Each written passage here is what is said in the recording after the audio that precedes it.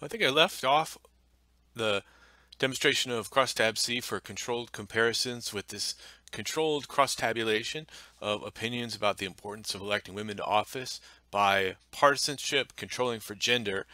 The table in the console we're looking at is a bit of a hot mess because the lines get kind of long and carry over from one line to another, so the columns aren't lining up like they do with most plots. The bar chart, the cluster bar chart here is bit easier to understand, and I think it looks pretty good, where we've got the respondents separated by males and females, and then within each cluster, each group separated by the control variable, you see the difference that partisanship makes between Democrats, Independents, and Republicans. For females, Democrats, Independents, and Republicans. But then we can use some of the options available with the function to improve the table and improve the plot as well. I think, as I mentioned, I think the biggest problem with the table is the width, and that comes from having 3 categories of an independent variable and 2 categories of a control variable. Means we have to have at least 6 columns for the numbers and probably tack on 6 columns for the conditional distributions, and then tack on an additional column for the marginal distributions. So that's labels in 1 column, 6 columns for the conditional distributions, plus a column for marginal distributions, 8 column wide table. It gets pretty long. It gets just difficult to display on a page or in the R console, especially the R console, given the way R numbers are formatted. So a couple things we could do to improve this situation. I think one is to use the compact argument and set that equal to true to remove some of the non-essential rows from the table to simplify it. It won't reduce its width, but will compact it some vertically and make it easier to look at, easier to read. I think the fewer numbers, the better, but you can't just arbitrarily drop numbers. You want to include the essential ones, but drop the unessential ones if necessary, or when you can get away with it. And now I'm going to change the digits argument, and I'm going to set digits equal to 1 to display 1 number after the decimal point instead of 2. That'll buy us a little bit of real estate width-wise. Let's see what it looks like.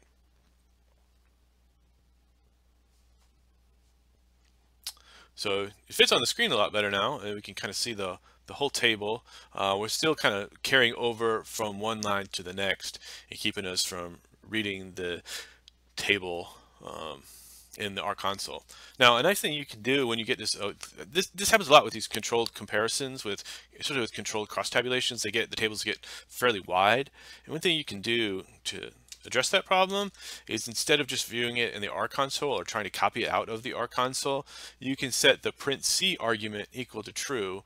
So you will print a copy of the table with some formatting to an HTML file in the working directory. I'm going to demonstrate that, but while I do that, I'm going to set the plot argument to false, so the plot isn't also printed to that HTML file, just the table. I'll give this a run. Unexpected. Where did I throw in a extra comma somewhere? I think there we go. I just highlighted the wrong part of it to run it. And it tells us the table is appended to table output May 4, 2023 HTML in the documents folder. So I will navigate to my documents folder, and there's the file. May the 4th contains our table. So here we are looking at the control cross tabulation. We've got it separated by males and females, and within each category of the control variable we have a cross tabulation that shows responses about the importance of electing women to office by partisanship, by Democrat, Independent, Republican. And for females, same thing, comparing by Democrat, Independent, and Republican. And I think that fits fairly nicely.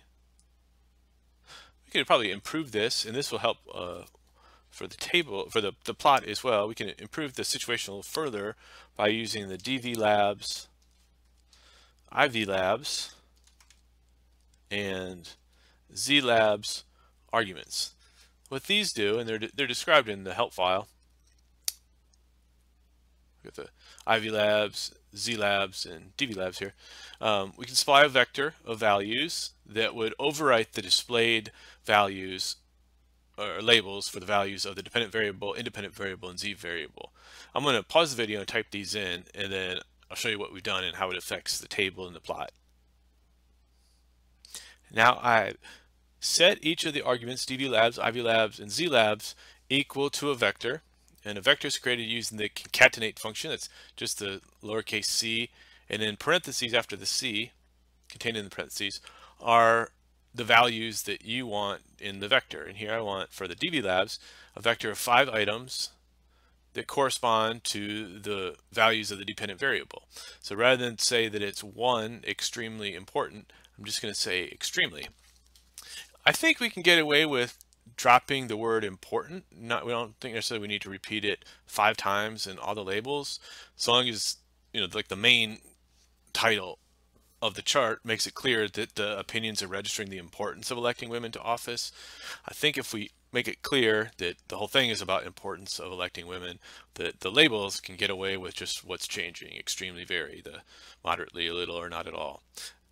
That's not really like a hard and fast rule about how you make the labels more concise, except you want to be faithful to what's actually coded. So that's why I'm using the word extremely, very, a little. I debated for a minute and changed a little to slightly. I think it maybe kind of fits in better or works better. That may be with the word I would have chosen, but since the actual coding is a little important, I wanted to stay with a little, and rather than saying like none, I just went with not at all. Because you want to be faithful, and you got to get them in the right order. If there are 5 values, you got to have 5 items in the vector. And like the ivlabs vector has to have 3 items because there are 1 Democrat, 2 Independent, 3 Republican. And I just changed that to Democrats, Independents, and Republicans. I like to drop off, like when you have these numbers thrown in, like 1, 2, and 3 Republican. That's good for some coding purposes, or to input the data into a data set using numbers and numeric codes. But when you're presenting it in a table or looking at it in a chart, those numbers are a little bit confusing and are kind of arbitrary. So I think it's more concise and communicates better to leave those out. So I like to edit the ivlabs or the dvlabs to take out those numbers. So then rather than say 1 male, 2 female, just say men and women. So let's take a look at this. I'm going to stop printing to the HTML file, but I do want to see the plot. Let's take a look.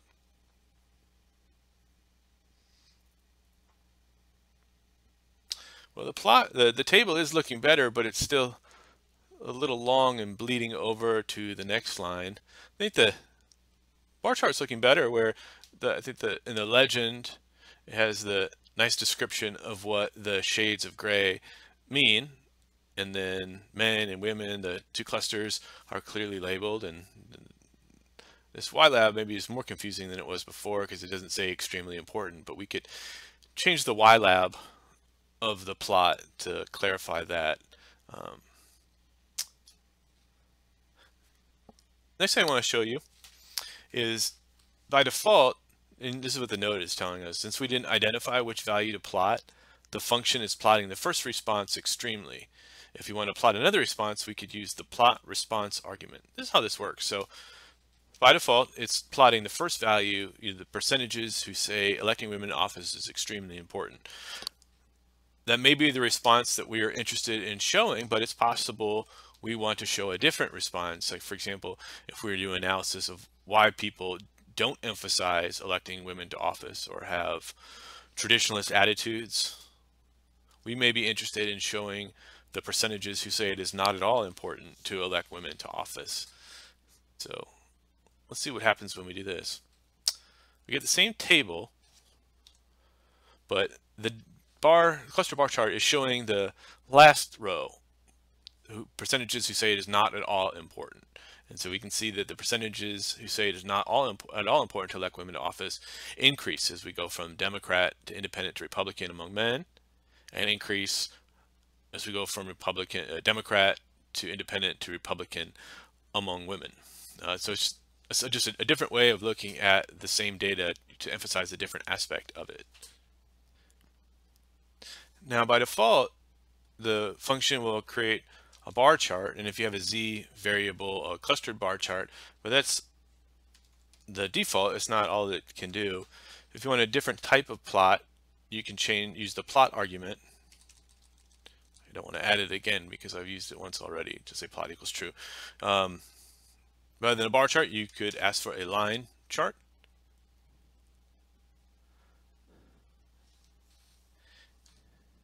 and it will give us a line for men and a line for women, showing the percentages who say electing a woman to office is not at all important. And one thing you might notice now, when we change from the cluster bar chart to the line chart, the legend is showing something different. In the cluster bar chart, we first separate by value of the control variable men and women, and then compare the independent variable by clusters, by the bars within a cluster. But the line chart, the legend shows men and women because we have one line for men and then another line for women. An item we have, another option in the for plots for the control comparisons is the legend title. And you kind of think it's like the labeling arguments, but just for the legend. So up here in the upper right corner of the plot, you see it says men and women, then above it NES $gender. And I think the NES $gender makes sense to us because we're familiar with the data set and the notation for identifying variables in a data set. But to someone else, this is sort of computer jargon, and we could write something in plain English that's more descriptive. So we might say gender of respondent. And if I set legend title equal to gender of respondent, it should replace that, legend title. So gender of respondent, men and women, a bit more descriptive and clear. So we've shown the cluster bar chart and the multiple line chart. The other option we have is a mosaic plot, which will show all the response values by independent variable and with a control variable separated by values of the control variable. Conveys a lot of information. I think there are pros and cons with it. Let's generate the basic and see what we think. So the labeling is getting a little difficult because the values will start to overwrite each other, and that can be a bit problematic. But the basics of it, we're seeing, on the left half, we see a mosaic plot for opinions about the importance of electing women to office for men. So the left half is men, and then the first column are Democrat men, then independent men, then Republican men, and then the same for women. I think it's informative in the sense that you get to see all the response categories and all the percentages, and it does kind of correspond to a representation of the controlled cross tabulation well, but you do run into issues with the labeling that can be difficult to fix, and that in my view, it doesn't, the control variables are meant, the control variable is meant to separate respondents into two separate categories, but visually that looks like, if you go from like left of the figure to right of the figure, that's usually like a gradient of the same value, but it's putting like two separate values side by side. So like suggesting like your eye wants to read it from left to right, but in reality you're reading kind of one half and then the other half. So I think it's a cool looking plot, but it's maybe more difficult to understand than the line chart or the bar chart. So I might go back to the bar chart here.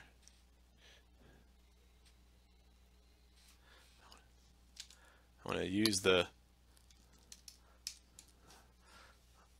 okay, let's see what we got. I want to use that legend title again. Now the legend title, last time I did gender of respondent, but this time, since the control variable separates into clusters and the bars represent the independent variable, I'm going to use the legend title partisanship. So partisanship is Democrats, Independents, and Republicans. And the default shows the bars from dark gray to light gray, but that's not the only way to do it. We can use the argument called zpalette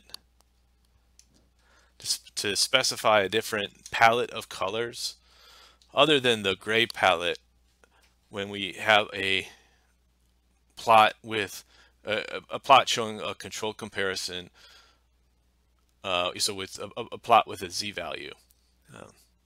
In the help file, it's explained, I apologize rather poorly, z-palette can be used for bar and line plots with a control variable. It doesn't have the full information, I know, but this is I'm gonna click to the comp mean c. We described it a little bit better in here. So the comp mean c function also has a z-palette argument, and this is a better description really. So it says the name of the HCl color palette, the default is light grays. It gives a reference to see all the color palette names, and then it gives us this link to a web page that displays the palettes. I'm going to scroll down to the color palette they have here, and if you look closely, it contains, above the little swatches of colors, it includes the name of the palette. And so I think, you know, some of them are very colorful and fun to look at, but might be confusing for display purposes. For this purpose, you know, since we're looking at a plot that, you know, is showing values that could be ordered, I think it makes sense to use a color that has a logical ordering to it. I mean, the gray gradient does, but others do too, and others might be more colorful. Looking at them and trying to pick one out that I would think would be fun to look at. Why don't we try? Almost too many to choose from here, aren't there? I think I want to try this perp, P-U-R-P for the purples. So I would say Z palette equals P-U-R-P. It should give me a different set of colors for the bars. Okay, so now we are showing the different partisanships in purple rather than gray, putting a little splash of color on this chart, which I think brightens it up some. Depending on the purpose of the plot, we might want the additional color, or might want to play it safe and go back to the gray palette. But in any case, that is how you use the Z palette argument, and that would also work, you know, if we were to go back to a line plot. And we know that the legend title should be gender. With the line plots, I'll go ahead and type in gender for legend title. So it's also using the two different colors for men and for women. I think this one's a little less satisfactory because the light purple color that corresponds to women is very faint now and hard to see. So we could go back to our palettes page and maybe select something different that would show it more clearly. I won't do that now because the video is already getting pretty long. I apologize for that. But you see how the syntax of how that would work, and then how to get to the web page that shows you web page via comp mean C documentation that would show you the different palettes that you can use when you're making a visualization for a controlled comparison.